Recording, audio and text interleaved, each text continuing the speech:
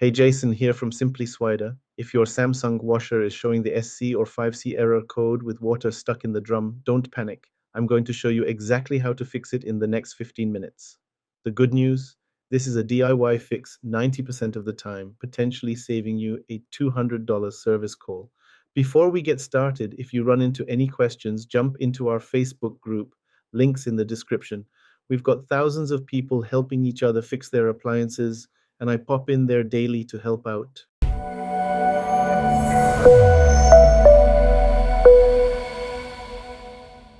So the number one culprit I see is that drain pump filter getting all gunked up. This little guy catches lint, hair, coins, and all sorts of junk before it hits the pump. And Samsung says you should be cleaning it every month or 40 loads. But let's be real, nobody remembers to do that. You'll know it's the filter when you see that SC code. Your clothes are soaking wet after the cycle, and maybe there's even a funky smell coming from the machine. Here's the fix. This takes about 10 minutes. First, always unplug your washer for safety. This is critical. You'll need a shallow pan, several towels for water spillage, and have your phone's flashlight ready. Warning, up to 2 cups of water may spill out, so protect your flooring. Now look for that small access panel on the front bottom of your machine. Open it up, and you'll see a small black hose. Pull that out and drain any water into a pan. Then grab that filter and turn it counterclockwise to remove it. I had this customer last week who pulled out 3 socks and a crayon from hers. Don't ask me how that crayon got in there. Clean that filter with soap and hot water. Wipe down where it sits to get a good seal and thread it back in clockwise. Another common issue is the main drain hose getting kinked or installed wrong. You can see on the screen right now where this hose connects to your standpipe or utility sink. What happens is the hose gets crushed behind the washer or it's shoved too far down into that standpipe. Here are Samsung's critical installation specs, and I'm showing the correct setup on screen right now. The hose should only go 4 to 6 inches into the standpipe. That's about the length of a dollar bill.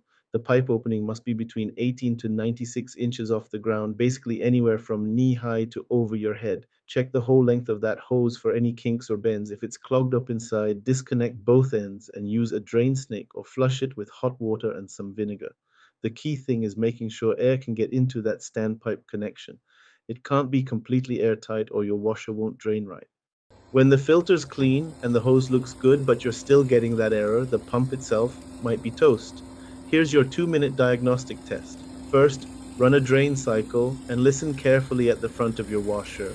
A healthy pump makes a steady humming sound, like a small motor running smoothly. Bad signs include grinding noises, rapid clicking sounds, or complete silence when it should be draining. If you hear any of these, your pump is likely failing. The dead giveaway is when you can access the pump and that little impeller spins freely with no resistance. It should have a stiff, jerky feel when you turn it by hand. To check this properly, you'll need to unplug the machine and get to the pump, which is usually behind the rear panel on front loaders. Disconnect the hoses and wiring. Take a picture first so you remember how it goes back together. If that impeller's loose or you've got no continuity on your multimeter, you're looking at replacing the whole pump assembly. Here's one that catches people off guard. Sometimes stuff gets past that filter and clogs up the sump hose that runs from the bottom of the tub to the pump.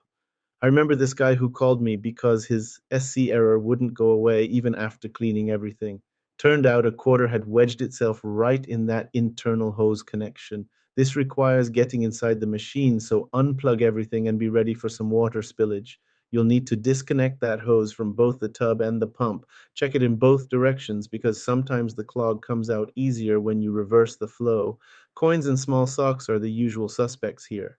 The pressure switch tells your washer's brain when to add water and when to drain, so if it's acting up, you might get mixed signals causing drainage issues. This one's tricky to diagnose because the symptoms can be pretty similar to other problems. You might notice the machine was also having trouble filling with water properly, not just draining. The pressure switch is usually mounted up top in the machine, and you'll need a multimeter to test it for continuity. If it fails the test, replacement is your only option. These don't go bad super often, but when they do, they can definitely cause that SC error. All right, so the SC code basically means your washer can't drain properly. That's why you're seeing water sitting in that tub. Now, I'm going to walk you through the most common causes, starting with the simplest stuff you can check right now. Most of these fixes take 5 to 15 minutes, and about 90% of the time, your solution will be one of these 5 common causes we're covering today. The filter itself doesn't usually need replacing unless it's cracked or damaged. Most of the time, you just need to clean it out real good. If you do need a new one, they're pretty cheap, maybe 10 to 15 bucks. This is absolutely the easiest thing to maintain on your washer, and keeping it clean prevents way bigger problems down the road. You can grab replacement filters at appliance parts stores or online, but honestly, unless yours is physically broken, a thorough cleaning should do the trick. If you need a new drain pump, expect to pay $50 to $200 depending on your model. You can find them at Parts DR, Repair Clinic, or Amazon. I'll put links in the description. Here's the math.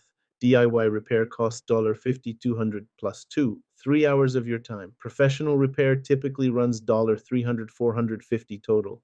So you could save $150, 250 by doing it yourself, making this definitely worth tackling if you're handy with basic tools.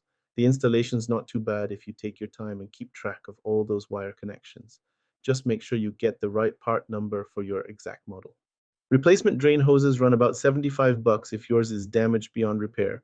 Most of the time though, you just need to straighten out kinks or clear clogs, which cost you nothing but a little elbow grease. These are available at hardware stores and appliance parts dealers. Installation is pretty straightforward. Just make sure you follow Samsung's height and depth requirements I mentioned earlier. Don't try to extend the hose with couplers. That usually causes more problems than it solves. Now you can see right there on your screen the most common Samsung washer models that run into these SC drainage issues. Take a look. You might even spot your own model number up there. The thing is, this error code affects pretty much all Samsung front load and top load washers. So don't worry if you don't see your exact model listed. The fixes we covered apply across the board. That's how you tackle the Samsung SC drainage error.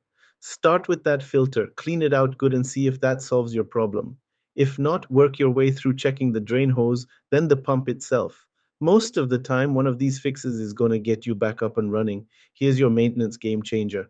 Clean that drain filter every 40 loads or monthly, whichever comes first. Pro tip, pause this video right now and set a monthly phone reminder called Clean Washer Filter. Seriously, do it now. I'll wait. This 5-minute monthly habit prevents 90% of drainage problems and could save you hundreds in repairs.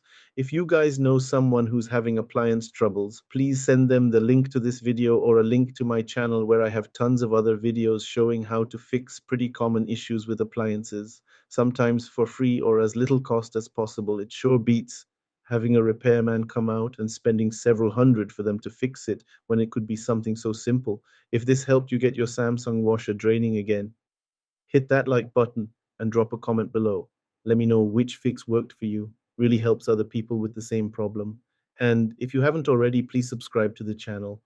We'll get this out to more folks who need to save some time and money.